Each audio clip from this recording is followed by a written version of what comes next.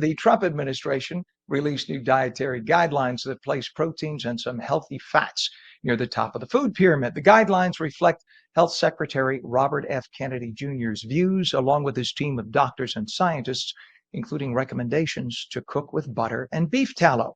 RFK Jr. spoke about the new dietary plan yesterday. Unsaturated fats.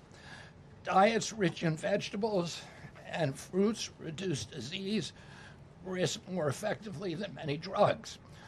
Whole grains outperform refined carbohydrates. Added sugars, especially sugar-sweetened beverages, drive metabolic disease, and today our government declares war on added sugar. Highly processed foods loaded with additives, added sugar, and excess salt damage health and should be avoided. As Secretary of Health and Human Services, my message is clear: eat real food. Nothing matters more. Nothing matters more, he says. And joining us by phone this morning to talk more about it is NewsNation's Elizabeth Prann, who also hosts the Raising America podcast. Good morning to you, Elizabeth. Thanks for coming on. Oh, good morning, Ken. I mean, talk about an intersection of something that I could talk about all day. I mean, as a mother of three, and I've covered national politics for the better half of about 20 years, watching this MAHA movement and the intersection with politics is part of the reason that we actually launched Raising America.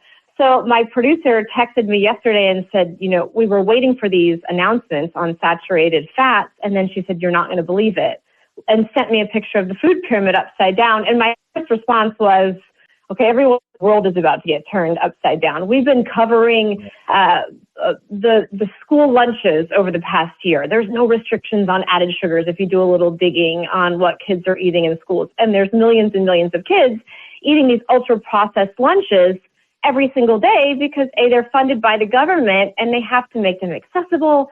Some schools across the country don't have kitchens, so they're prepackaged. As I mentioned, there's no limit on added sugar. So if you dissect what our kids are eating every day, and if you're a parent like I am, and you're dissecting what your kids are eating every day, it almost took my breath away, Ken, when I saw this, because I thought to myself, you know, I've been following the food pyramid. I mean, it was released back in the early 90s, right? So when I would give my kids years ago instant oatmeal, I didn't think that I was doing anything wrong, right?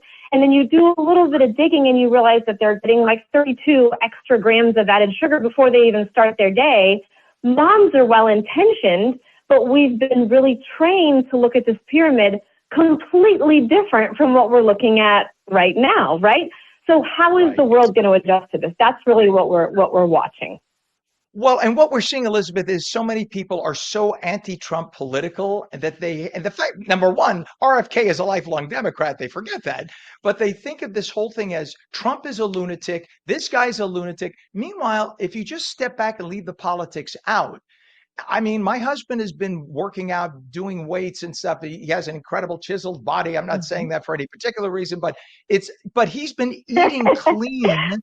He's been eating clean like this. We're talking proteins, natural fats, beef tallow. He's been eating that way for 20 years. The man doesn't have a drop of body fat on him. He has the body of a 15-year-old inside and out because of eating like this.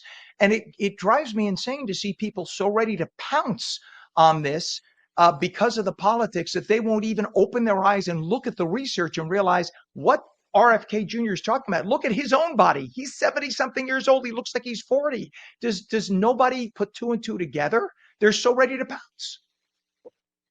Well, first of all, I'm awake now talking about that chiseled husband. Like I am all about that. You know what I mean, I love it. But okay, you know what I find so fascinating about what you just said is the perplexity of the MAHA movement and the people engaged. Because you have on one hand, you're right, who can do, and I'm thinking of a Reagan quote, you might have it on the tip of your tongue, where basically no matter what you do, you could part the waters and you're still doing something wrong. But the MAHA movement to me is so fascinating because yes, of course you have people who are Republicans or conservatives and they're going to support the administration, but then you have these outliers who are involved in the MAHA movement who really have to sort of bite their tongues because they believe in the administration, but then you look at the science and we are ending a war on saturated fats, on added sugars turning the food pyramid upside down. It is very hard to get creative and find criticism when you look at someone like the FDA commissioner who is basically saying, we're pushing real foods. Fats are no longer the boogeyman. This is a scientific-based approach. We are encouraging you to have an avocado and not a Pop-Tart. How are you going to find something that you criticize about this? Ultra-processed foods are frozen pizzas. You can maybe go ahead and try to find a local vendor who is making sourdough, maybe find some pizza sauce and some mozzarella cheese, and you can save yourself about 36 chemicals, right? Well, I'm just for giggles. My head is down because I'm Googling former FDA commissioners. They're all obese. They're all obese and out of shape. Here you have an FDA commissioner in perfect shape telling you what to do to get that way, and you have people who are screaming. It makes me just scratch my head and say, people, wake up. It's like the old saying, if Trump were to save a baby on Fifth Avenue, save that baby's life, people would say, how dare that baby be so right-wing conservative as to allow Orange Man Bad to save it? That's literally where we are today, the insanity of it. You have a person in flawless health whose wife is in flawless health. By the way, again, lifelong Democrats both, and you have just a step outside of the box way of approaching this. Look, I am drinking a cup of coffee right now that contains cream. It does not contain skim milk. It contains cream. I used to weigh 360 pounds. I now weigh half that, 180 pounds. Since I upped my protein and fats, I lost my weight. Now, I'm not telling everybody to do that. Talk to your own doctor about it. But the fact is, when I was low fat or no fat and high carb, I went up to 360 pounds.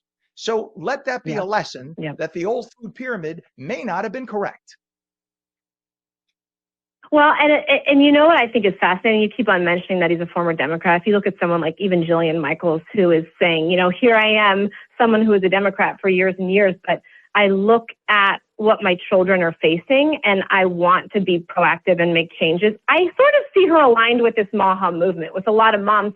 Like you said, you see it with your own experiences. You see it with your husband. I'm a middle-aged woman, and I see it with my kids. 2 out of 3 of my kids had health issues. One of them behavior. The other one physically had health issues because I was feeding them food that was ultra-processed. Now, I'm a human, and I'm imperfect. They're still getting ultra-processed foods, but I'm putting more emphasis because there is more knowledge. Look at the food pyramid that's now plastered all over social media, where I can make better health decisions. Your husband is making them. You're putting real cream in your coffee. Maybe 15 years ago, it was Coffee Mate. You can make these tiny changes because you are living the example of poor choices.